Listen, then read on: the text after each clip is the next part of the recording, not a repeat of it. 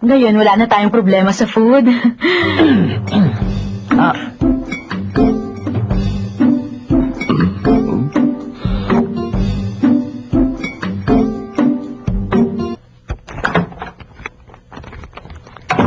Ano yan? Ano ba ginagawa mo? Huwag mo nga akong pakialaman. Asikasuhin mo na lang yung black eye mo.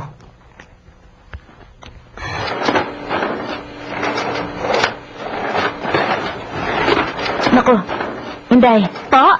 Pwedeng ito muna kwartang unahin mo? Opo, ma'am. Honey. Hindi ka pa rin ba natatauhan? Kahit magwelga kayong dalawa ni Mama, wala pa rin magbabago sa bahay na to. Ano? Sige, ituloy niyo lang yan. Ano bang feeling ninyo? Titigil ang mundo dahil lang sa inyo? Yung si Papa mo, marami siyang pera. Kukuha siya ng tao. Wala siyang pakialam kahit ilang buwan kayong magwelga. Hindi kayo mananalo sa patigasan. Kilala mo naman ang Papa mo, hindi ba?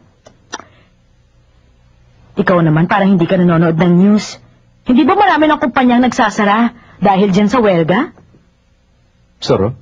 Napansin mo? Yun mismo ang ginagawa ni Papa ngayon. At sa oras na magsara siya, hindi ka na makakapagtrabaho. Nakuha mo, yun ang mangyayari. Okay? Pag-isipan mo yan. Good luck.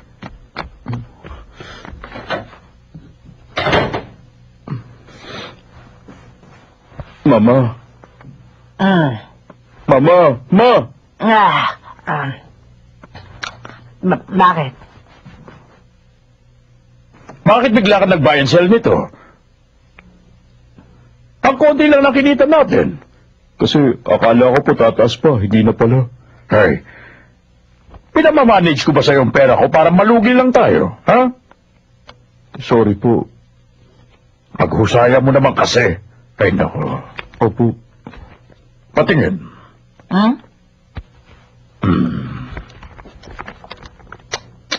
Mukhang wala ka na naman tinama rito eh. Ano? Nasaan ba dyan? Ba't bigla naging minus to? Patingin nga ako. Mali pa rin to. Ang laki na nga ng calculator mo eh. 54 Eto, plus 54 plus 19 Tapos yun... minus... Ang gulo mo kasi. 19 plus... Mali yan. Alam ko naman ang pagkakaiba ng plus sa minus eh. Ang gulo. Rico! Oh, Tina! Hello po. Hi! Nasaan ang mama mo? Pumunta po siya ng ospital. Babalik din yun. Oh, ano nangyari sa'yo? Ha? Si Simon kasi. Nag-away ba kayong dalawa? Kuya ka niya pero nagawa ka niyang saktan? Okay ka lang ba?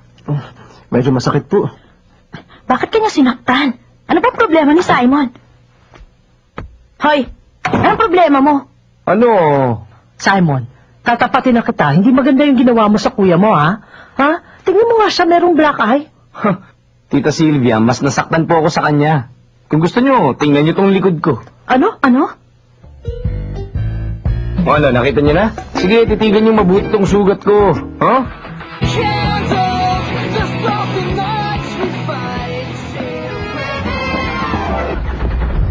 Oh!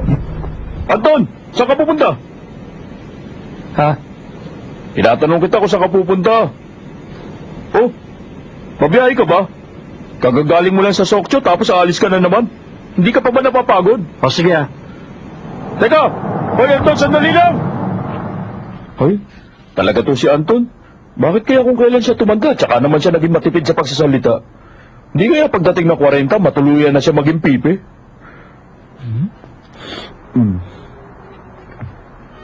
May dala akong pancake para sa inyo. Anong ingay yun? Papa, wala kami sinag kumain ng pancake. Bakit? Kasi po mukhang masama ang timpla ni Mama ngayon. Masama ang timpla? Bakit? Kanino siya galit? Kanino pa? Di sa'yo. Sa akin?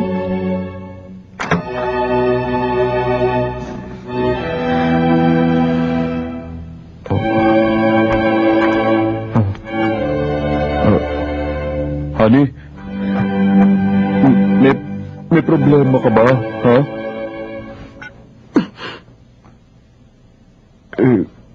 Bakit parang galit ka sa akin ngayon? Ay?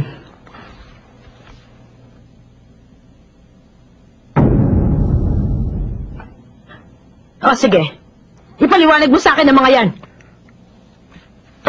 Ito bang tungkol dito? Talaga namang ipapaliwanag ko sa ito kahit di mo pa nakikita, kaso nga nakita mo na. Oo nga, credit card bill ko to. Pero masyado yatang maaga ang dating nito ngayon. Honey, si Dodong ang gumamit nito. May kailangan daw kasi siyang ilibreng business partner, kaso hindi niya magamit yung card niya, kaya nakiride siya dito. Babayaran din daw niya. Ibig sabihin, nagpunta ka rin sa lugar na yon. Dahil hindi niya magagamit yan kung wala ka rin, di ba? Ha? Oo, nandun nga ako sa lugar na yun, pero... wala ka bang tiwala sa akin? Tsaka umalis din naman ako kagad. Alam mo namang hindi ako mahilig sa mga ganon. Teka, hindi ka ba...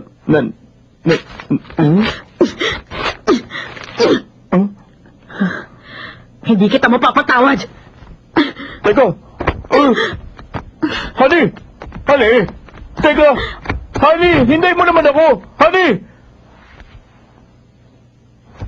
Ay, ano bang gulo yung pinasok ko? Malaking gulo nga yan. Bakit mo kasi nagawa yun? Ano bang naisipan mo?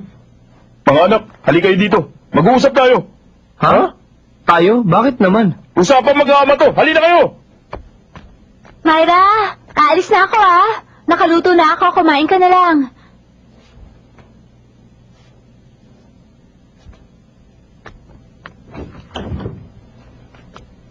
Myra, kain na, baka malipasan ka ng gutom.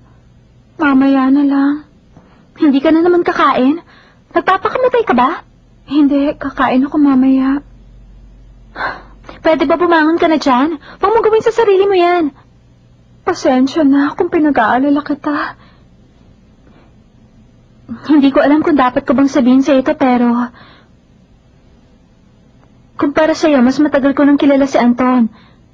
Kahit ano pang dahilan, hindi na magbabago ang isip niya pag nakipag-break siya sa'yo. Gusto ko malaman mo to dahil baka naghihintay ka pang tumawag siya para balikan ka. Bakit? Alam mo sa nangyari sa amin? Ha? Wala akong alam. Pinapayuhan lang kita bilang kaibigan. Myra, pwede ba kalimutan mo na lang siya, ha? Sige. Salamat sa payo mo. Pwede mo na akong iwan.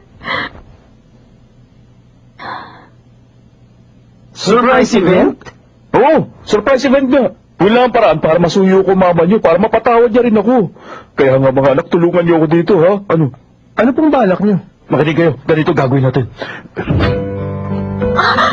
Oh my God! Ano ibig sabihin nito? Mahal ko! Mahal ko! Okay ba? Hindi rin? Why? Ang corny. Sa tingin ko, Papa, hindi niyo madadaan si Mama sa ganun. Oo nga po, ang corny. Paano naman naging corny yun? Alam niyo naman mahilig ang mama niyo sa mga surprise, ha? Buti pa, kausapin niyo na lang siya na masinsinan, tapos mag-sorry kayo sa nagawa niyo. Kausapin? Di bali na lang, hindi rin makakatulong yun. Basta sa experience ko, hindi siya mahilig sa mga usap-usap na ganyan. Pero ang corny ng surprise niyo. Di hamak na mas kilala ko siya kaysa sa inyo. Halika na, marami pa tayong gagawin. Bibili pa tayo ng mga lobo, tsaka panghangin. Kailangan matapos yun bago siya dumating. Kaya kumilos na kayo, ano ba kayo? Papa naman. Pag-isipan muna natin mabuti yan. Pwede ba tulungan nyo na lang ako para hindi ako mahirapan? Father and Sons! Sagot na, Father and Sons! Matalino ako. Mabilis ako. Tayo ang Father and Sons!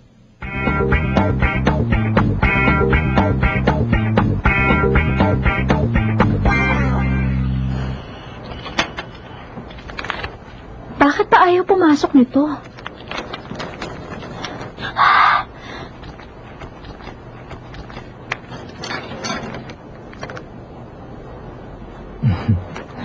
Sige na, ano bang gusto mo?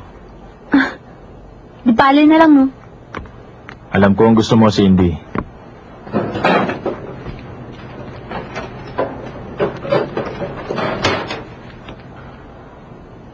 Hindi ko kailangan yan. Napanood nga pala kita. Ang galing mo, ah. Teka, kunin mo na to. Ngayon na nga lang tayo nagkita. Kung libre ka ngayon, baka gusto mo mag-dinner muna tayo. Ano ba yan? Salamat na lang. Makinig ka mabuti. Lance, Subukan mo pa akong lapitan at kausapin ulit. Nakakatikim ka na talaga. Ay, nakakairita na talaga siya. Sana hindi ko na siya makita kahit kailan dahil nakakasuka siya.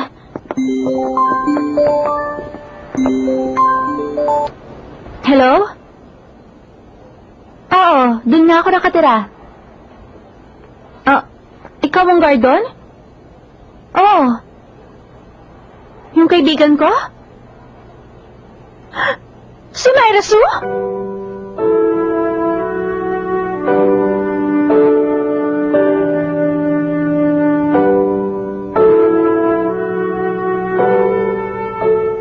Pagbaba niya ng taxi, bigla siyang mahimatay. Kaya nga nagulat ako. Tapos tinulungan ko siya agad. Ganun ba? Dahil daw sa stress kaya siya nagkaganon, pero pahinga lang daw ang kailangan niya. Napakabata pa ng kaibigan mo. Kaya ano naman ikai-stress niya? Hindi ko nga rin alam. Sige po, maraming salamat sa tulong niyo. Sige po, mauna na ako.